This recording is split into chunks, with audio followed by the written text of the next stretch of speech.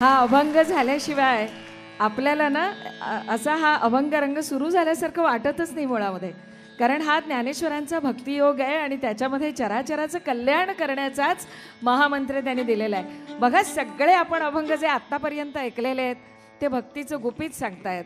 खरं तर आत्महिताचं आणि त्याबरोबरच विश्वकल्याणाचं इंगित सांगतायत. आणि आपण खरोखरच एकट्याचा विचार करून जगू शकतच नाही. आपल्याला जी काही ज्याला आपण ऐहिक सुख म्हणतो ती मिळतील, पण ज्याला समाधान म्हणतो ते समाधान आपल्याला कधीच मिळणार नाही. हे किती साध्या सोप्या शब्दामध्ये ज्ञानेश्वर महाराजांनी सांगितलंय.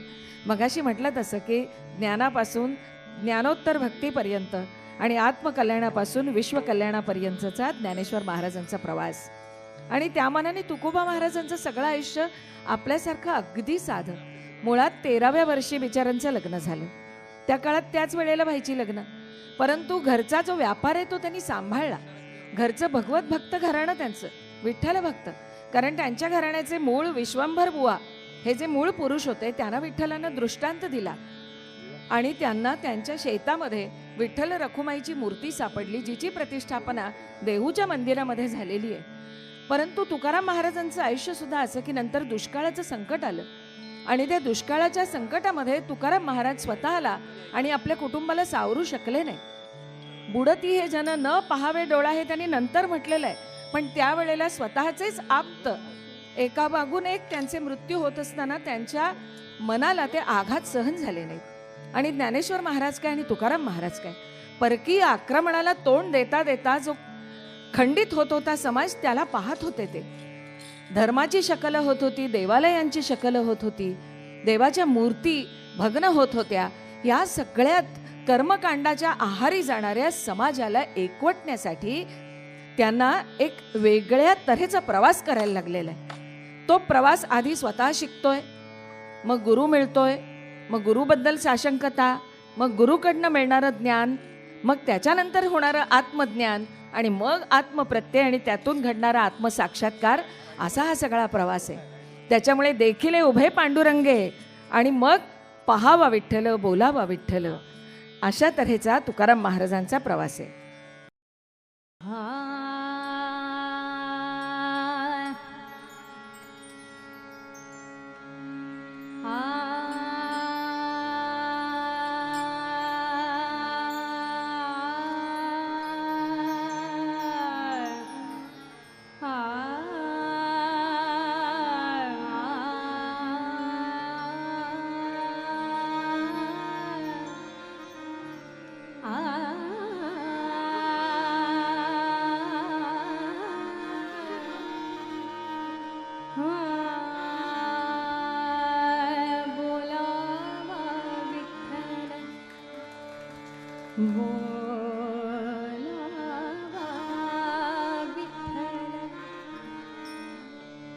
बोलावा विठ्ठल विठ्ठल बोलावा विठ्ठल बोलावा विठ्ठल पहावा विठ्ठल बोलावा विठ्ठल पहावा विठ्ठल बोलावा विठ्ठल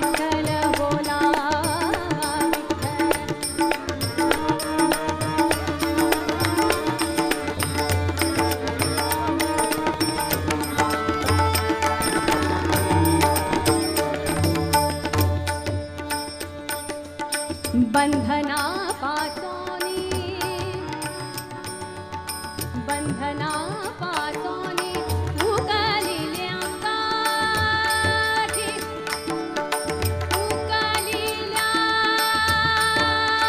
गाठी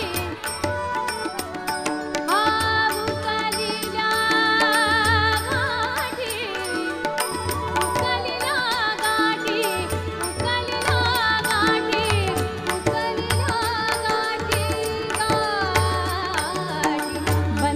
बंधनापासोनी उकलिल्या गाठी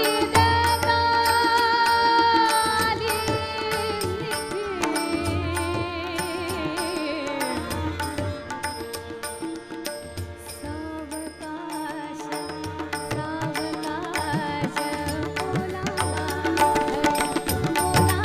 विठ्ठल बोलावा विठ्ठल पहावा विठ्ठल करावा विठ्ठल जीव भावे बोलावा विठ्ठल बोलावा विठ्ठल बोलावा विठ्ठल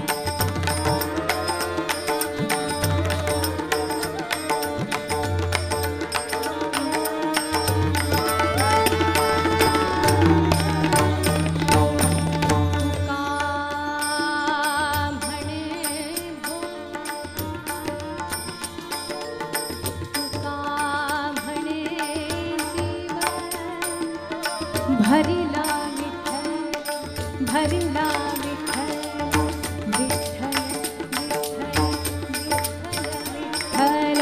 विठ्ठल विठ्ठल विठ्ठल विठ्ठल विठ्ठल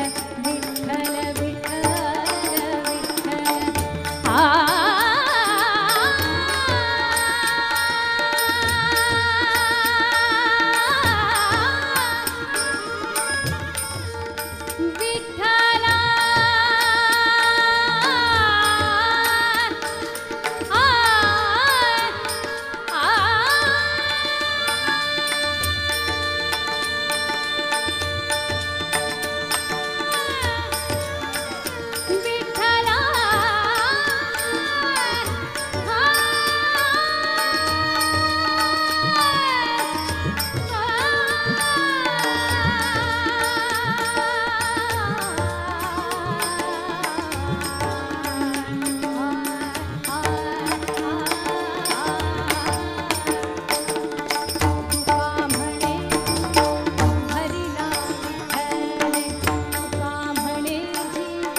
भरिला विठ्ठल भरिला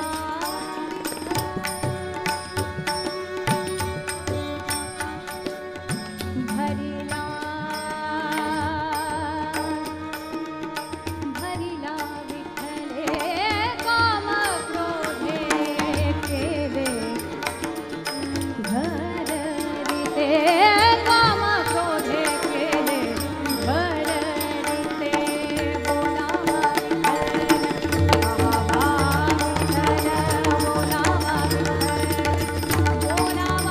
विठ्ठल पहावा विठ्ठल बोलावा विठ्ठल बोलावा विठ्ठल करावा Vitthal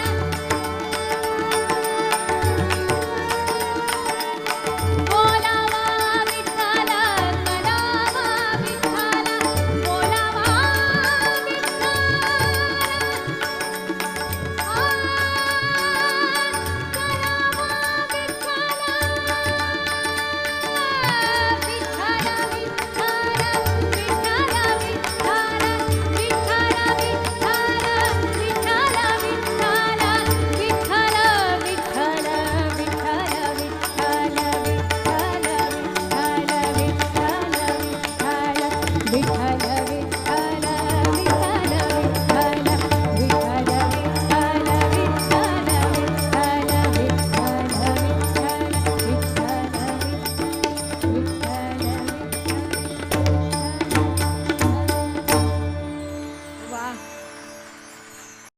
For more entertainment, log on and subscribe to www.youtube.com/VenusDevotional.